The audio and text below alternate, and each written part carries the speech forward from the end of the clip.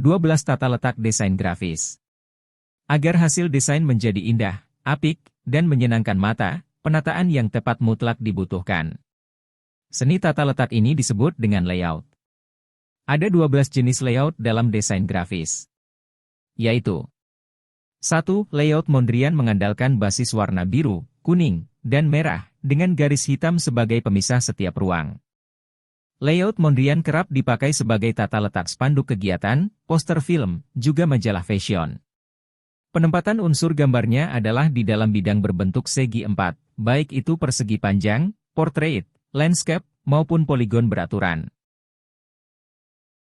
2. Axial layout. Tampilan visual yang dihasilkan oleh tata letak aksial atau aksial ini cukup kuat. Fokus utamanya diletakkan di tengah halaman, kemudian elemen-elemen pendukungnya berada di sisi kanan dan kirinya. Axial layout populer digunakan untuk materi pemasaran seperti katalog produk.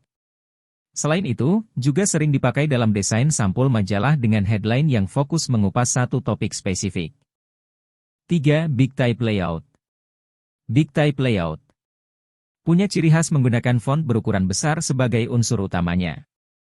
Bila ada gambar yang menyertai, maka fungsinya hanya sebagai elemen pendukung. Penggunaan layout ini fokus pada judul, huruf pertama dalam kalimat, ataupun pada pesan utama sebuah iklan. Tujuan utamanya tentu demi menarik perhatian audiens. Big Type Layout sering dipakai dalam media promosi seperti brosur iklan dengan desain minimalis non-artistik. 4. Picture Window Layout. Picture Window Layout. Investasikan uang Anda ke otak. Belajar dengan kami. LPK Langkartika. AHA Kreatif Mandiri. Tempatnya belajar komputer desain grafis terbaik. Lokasi di Bogor. Offline di Bogor. Online ke seluruh Indonesia. Diajarkan oleh guru profesional. Garansi diajarkan sampai bisa. Gratis masuk e-course desain grafis. Dapat sertifikat. Jadilah siswa e-course desain grafis kami, belajarnya dari video tutorial, keanggotaan seumur hidup, biaya belajar hanya Rp150.000. Jadilah siswa kursus desain grafis kami, belajar sama guru profesional, biaya belajar hanya Rp800.000. Plus, gratis masuk e-course desain grafis. Segera lulus, punya masa depan cerah. Informasi pendaftaran ada di deskripsi video ini. Fitur utama layout ini adalah tampilan gambar berukuran besar, biasanya secara close-up. Picture Window Layout sering dipakai dalam desain brosur, dapat menggunakan gambar, foto produk itu sendiri ataupun menggunakan model. Porsi teks atau tulisan dalam tata letak ini tidak terlalu banyak. Umumnya gambar, foto diletakkan di bagian atas, lalu judul dan deskripsinya di bagian bawah. 5. Multi-Panel Layout. Multi-Panel Layout. Layout dalam desain grafis ini menghasilkan tampilan visual yang rapi. Tata letak yang dipakai adalah membagi beberapa tema atau bagian ke dalam bentuk yang serupa, seperti kubus, balok, persegi, persegi panjang, dan lain-lain. Ukurannya tidak harus selalu sama, bisa besar kecil atau portrait landscape. Tata letak multi-panel biasa diaplikasikan pada desain majalah bertema olahraga, pendidikan, atau media promosi dengan target audiens anak-anak muda. 6. Silhouette Layout. Silhouette layout atau siluet mengacu pada karya fotografi atau metode ilustratif yang menyorot bentuk bayangan sebuah subjek.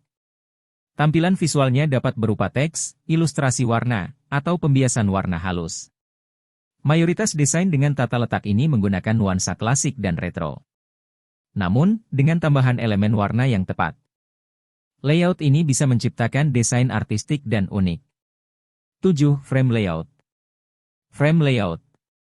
Tata letak ini mudah dikenali karena gambar atau teksnya diletakkan di dalam sebuah bingkai alias frame, baik berupa shading ataupun border. Kerap dipakai dalam desain poster, iklan, surat undangan, sertifikat, hingga antarmuka website. Frame layout memberi kesan teratur, seimbang, dan rapi. 8. Alphabet Inspired Layout. Alphabet Inspired Layout. Sesuai namanya, tata letak ini fokus pada deretan alfabet ataupun angka yang disusun sedemikian rupa untuk menyampaikan informasi atau cerita. Layout Alphabet Inspired dipakai dalam tipografi yang memudahkan para desainer memainkan unsur tulisan dengan leluasa. Banyak ditemui dalam iklan, sampul majalah, poster, dan lain-lain. 9. Sirkus Layout. Sirkus Layout. Penyajian iklan dengan layout sirkus tidak terikat pada ketentuan apapun. Komposisi setiap elemennya tidak beraturan, biasa dipakai untuk meluapkan ekspresi ramai, kekacauan, atau kesibukan. Poster konser, pameran, dan majalah sekolah banyak memakai jenis tata letak ini. 10. Rebus Layout. Rebus Layout. Inilah website tempat desain grafis atau percetakan online, Percetakan Online Center, melayani seluruh wilayah Indonesia. Kunjungi website kami, karena 1. Tersedia jasa desain online murah. 2. Jual murah aneka template desain percetakan. 3. Tersedia percetakan murah. Jasa desain grafis, jual murah template desain percetakan, tempat percetakan berkualitas dengan harga murah. Dapatkan link websitenya di bagian deskripsi video ini. Tulisan dan gambar dalam tata letak ini saling menjalin dan terkait, menciptakan desain menawan, unik, dan bercerita. Dalam beberapa desain, ada teks yang diganti gambar atau sebaliknya. Contohnya, tulisan smile diubah menjadi gambar. 11. Type Specimen Layout. Type Specimen Layout. Fokus utama tata letak yang satu ini terletak pada penggunaan satu jenis font tertentu. Tulisan kemudian disusun sistematis demi menampilkan keseluruhan pesan secara visual dan harfiah. Desain yang menggunakan layout ini biasanya didominasi dengan teks berukuran besar, umumnya pada headline. 12. Copy Heavy Layout. Copy Heavy Layout. Konsentrasi tata letak copy heavy adalah pengaturan huruf, desainnya didominasi penyajian copy atau teks. Layout ini digunakan oleh hampir semua media, terutama media cetak karena paling sesuai untuk menyampaikan lebih banyak informasi daripada layout yang didominasi gambar. Dalam menentukan pilihan jenis layout dalam desain grafis, sesuaikan dengan kebutuhan bisnis Anda.